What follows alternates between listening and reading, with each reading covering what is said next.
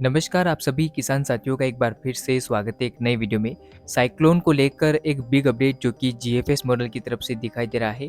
Cyclone का track, cyclone का intensity अब बदल चुका है और एक नया अपडेट जो कि साइक्लोन को लेकर मिल रहा है। तो चलिए जानते हैं इस वीडियो में कि चक्रवात कब तक बनेगा, कितना मजबूत होगा और क्या कुछ आगे परिस्थितियां बनेगी।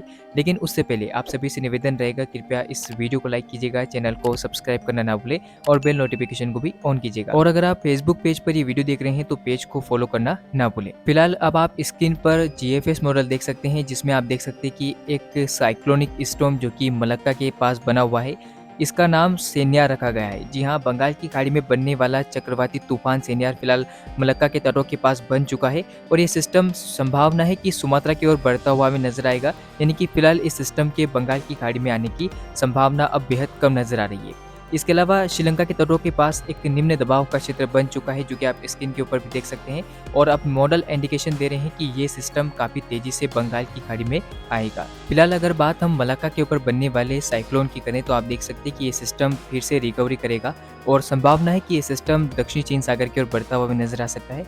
हालांकि ये सिस्टम तटों के पास पहुंचने ही खत्म होता हुआ भी नजर आ सकता है, ऐसा जीएफएस मॉडल अभी इंडिकेशन दे रहे हैं। फिर आप स्क्रीन पर देख सकते हैं कि जो बंगाल की खाड़ी पर श्रीलंका के पास अभी सिस्टम बना हुआ है वो पहुंच जाएगा और संभावना है कि ये सिस्टम इंटेंसिफिकेशन कर सकता है। हालांकि कई सारे वेदर मॉडल जो कि इस सिस्टम को तमिलनाडु के तटों के पास लैंडफॉल करते हुए दिखा रहे हैं साइक्लोन के रूप में। हालांकि जीएफएस मॉडल अगर हम देखें तो आप देख सकते हैं कि जीएफएस मॉडल पूरी तरह से इंडिकेशन दे रहे हैं कि ये सिस्टम म्यांमार के तटों की ओर बढ़ सकता है और बंगाल की खाड़ी पर साइक्लोन का फॉर्मेशन करते हुए सिस्टम आगे सीवियर साइक्लोनिक स्टॉर्म की इंटेंसिटी पर भी बढ़ता हुआ नजर आ सकता है। तो फिलहाल जीएफएस मॉडल का ऐसा कहना है। हालांकि ईसीएमएआई मॉडल, ईसीएमडब्ल्यू मॉडल इस सिस्टम को श्रीलंका के तटों के पास आगे बढ़ते हुए तमिलनाडु के तट के पास लैंडफॉल की प्रक्रिया को दिखा रहे हैं। यानी कि एक कमजोर साइक्लोन के रूप में यह सिस्टम श्रीलंका के तटों से उठेगा और फिर संभावना है कि तमिलनाडु के तटों के ऊपर लैंडफॉल करता हुआ नजर आ सकता है। हालांकि ईसीएमडब्ल्यू मॉडल, ईसीएमएआई मॉडल समेत जो कई एजेंसियां हैं वो ऐसा इंडिकेशन दे रही कि ये साइक्लोन जो रहेगा वो श्रीलंका के तटों के पास बनेगा और फिर आगे बढ़ता हुआ श्रीलंका के तटों से ये सिस्टम तमिलनाडु के तटों के बीच में लैंडफॉल कर सकता है। हालांकि जीएफएस मॉडल लगातार इस सिस्टम को इंटेंसिफाई करते हुए संभावना है कि म्यांमार के तटों के पास लैंडफॉल करता हुआ दिखाई दे रहा है। आप देख सकते हैं कि इस सिस्टम को धीरे धीरे इंटेंसिफाई करते हुए मध्य बंगाल की खाड़ी पर सीवियर साइक्लोनिक स्टॉर्म की इंटेंसिटी हासिल करते हुए आप देख सकते हैं कि म्यांमार के तटों तक पहुंचाने की जवाबदारी जीएफएस मॉडल दिखा रहे हैं। तो कहीं ना कहीं जीएफएस मॉडल का ऐसा कहना है। हालांकि ईसीएमएआई मॉडल, ईसीएमडब्ल्यू मॉडल और अन्य जो मौसमी एजेंसियां हैं वो इस सिस्टम के श्रीलंका के पास साइक्लोन में बदलने और फिर तमिलनाडु के तटों पर लैंडफॉल की प्रक्रिया को दिखा रहे हैं। ऐसे में आपको बता दूं कि ये साइक्लोन बनेगा तो श्रीलंका के तटों पर भी खतरा रहेगा।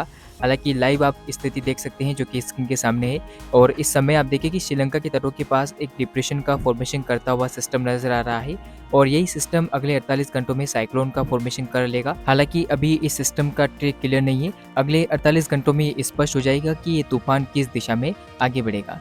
जैसा कि आप जानते हैं कि पिछले कुछ दिनों से बंगाल की खाड़ी पर एक बड़े साइक्लोन के फॉर्मेशन की इन्फॉर्मेशन मिल रही थी, लेकिन आपको बता दूं कि अभी फिलहाल वर्तमान में कोई भी फोरकास्ट एनालाइज ऐसा नहीं है जिसमें कोई भी बड़ा ट्रॉपिकल साइक्लोन के भारत की ओर आने की संभावना है। फिलहाल कमज़ोर साइक्लोन का फॉर्मेशन कर सकता है, लेकिन सुपर साइक्लोन के बनने की संभावना बेहद कम है।